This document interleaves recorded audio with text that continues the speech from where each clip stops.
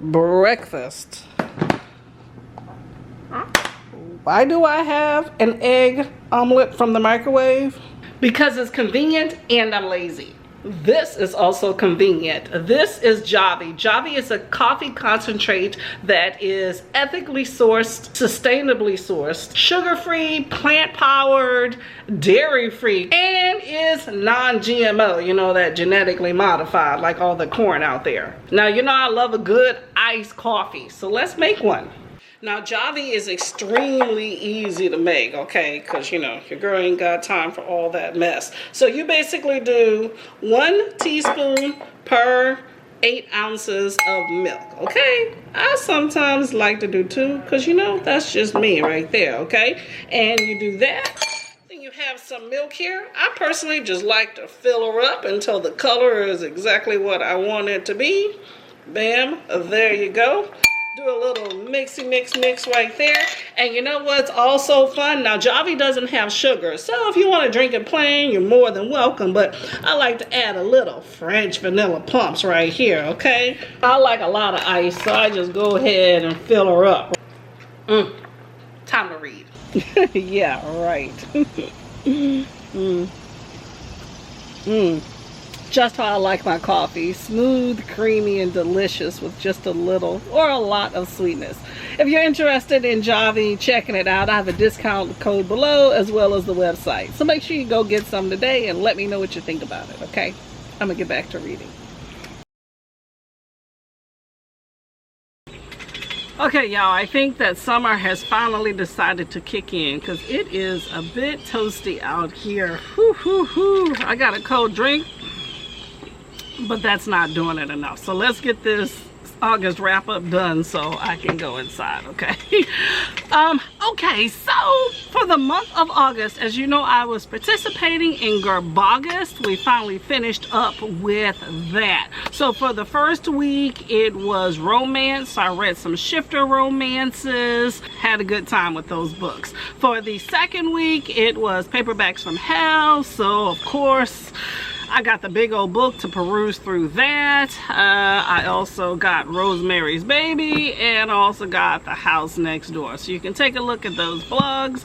And then for the third week, we had movie novelizations or books by famous people.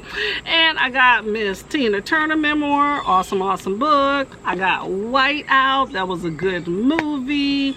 I also had, what's the other one? Oh, Sandcastle. I had to return that book to the library because they were gonna snatch it from me.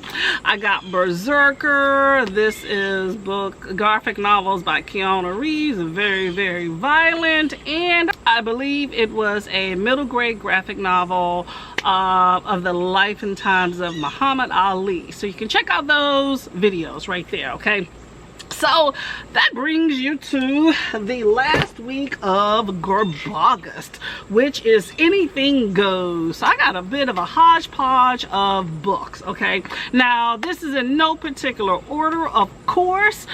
So the first book is, let me get it here, Queenie. Now this is a black and white graphic novel here, but an excellent find. So this is a historical graphic novel about a 1920s female gangster called Stephanie St. Clair. They called her Queenie.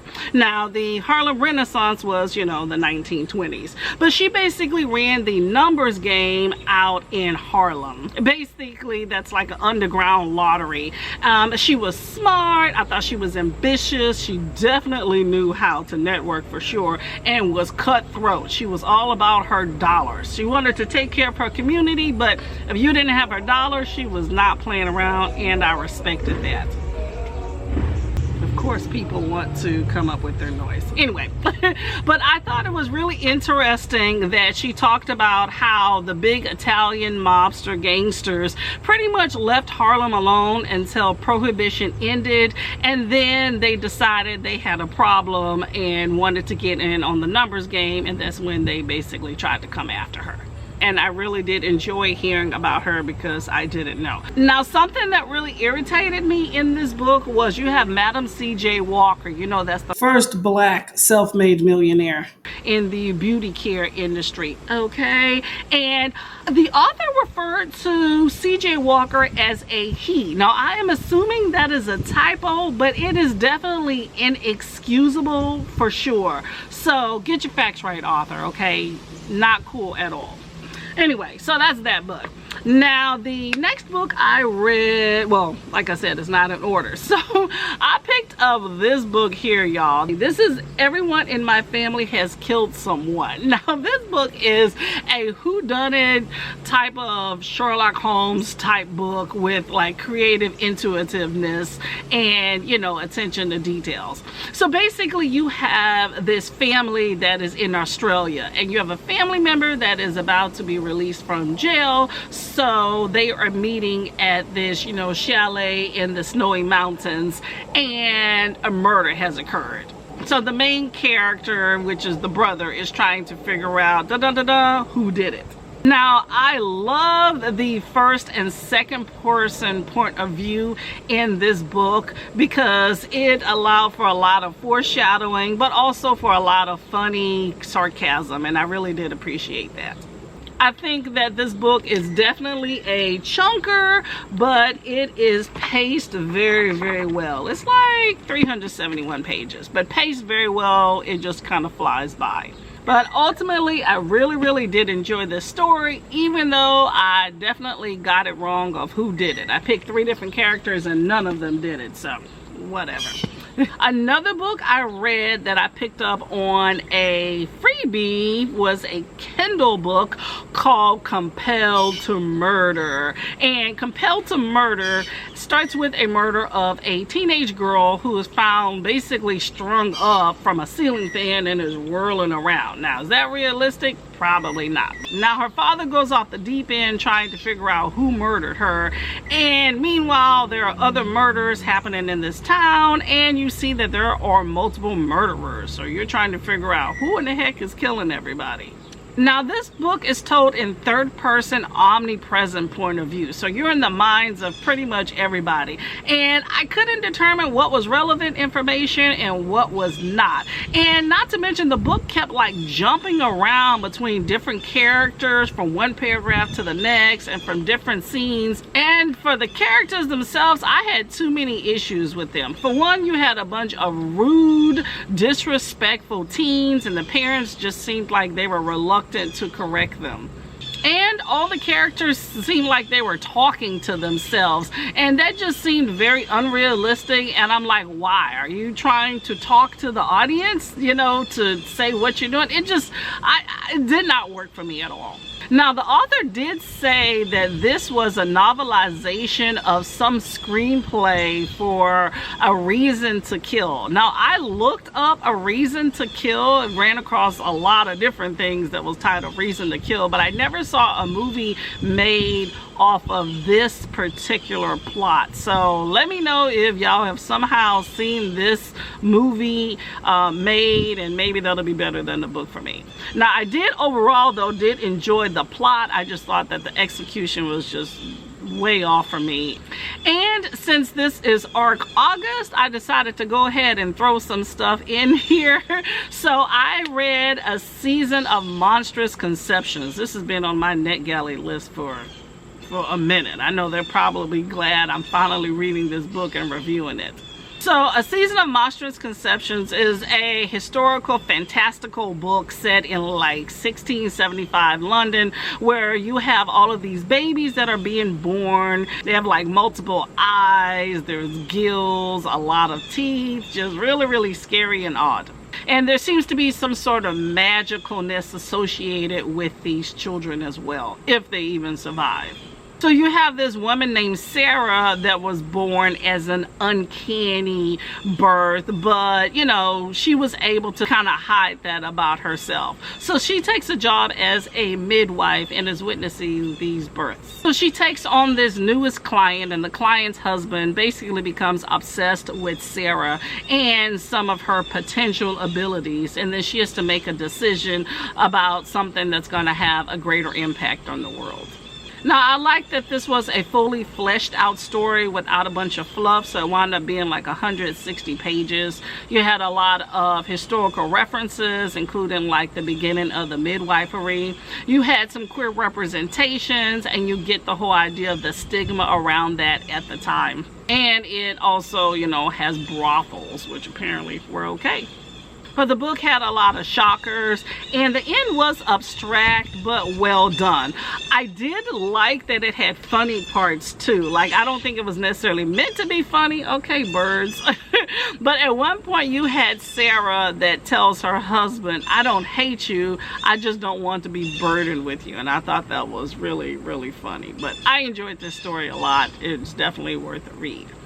And another book that I read was, oh, okay, this is another Nat Galley-arc. I did some graphics. So Whisper in the Woods is a supernatural graphic horror novel that's set in Romania, where you have these two guys that are supposed to go on a like a tour of supernatural places, and the one guy finds out that his homeboy has basically left without him and has disappeared. So he travels to this little small town to find his friends.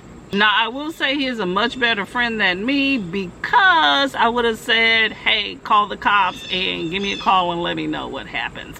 Anyway, there's some supernatural stuff that happens that's a bit scary. So I just thought it was very interesting that they're going on this trip supposedly to go look at haunted places or whatnot, but then when you really encounter something that's scary, now you're all freaked out.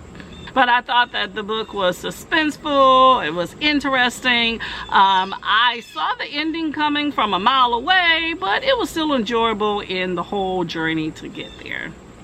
And the next book I read is called, ooh, this one's called Let Me Out. An adult queer graphic horror novel where you have these teens in this little bitty small town that basically become the scapegoats for some corrupt officials and these like satanic cult stuff that goes on. It was violent. You definitely had some homophobia in it, some religious fanaticalism, is that a word? Anyway, and you had a diverse cast, and I did like that. Now, I will say that I was confused about some of the stuff that the characters did, but, you know, overall, it was a good, quick read that leaves, you know, room for a continuation if the author so chooses. I'd be interested to pick it up, too. I enjoyed it a lot. And let's see, that is pretty much Garbaugust right there for me. And the last book I read for the month, I actually read it throughout the entire month, is How Long Till Black Future Month, which is an anthology of short stories by K Jemisin. And I read this as part of the year-long readathon for Gabby at the Curious Owl, in which we're reading all of K Jemisin's work. Man, this is pretty much a lot of sci-fi fantasy. You had some other genres as well with this particular book. And I enjoyed seeing all the black characters. I thought it was great to have that representation. You had themes of like racism, bigotry, queerness. You had a lot of diversity, and you had different genres. So I really did appreciate that.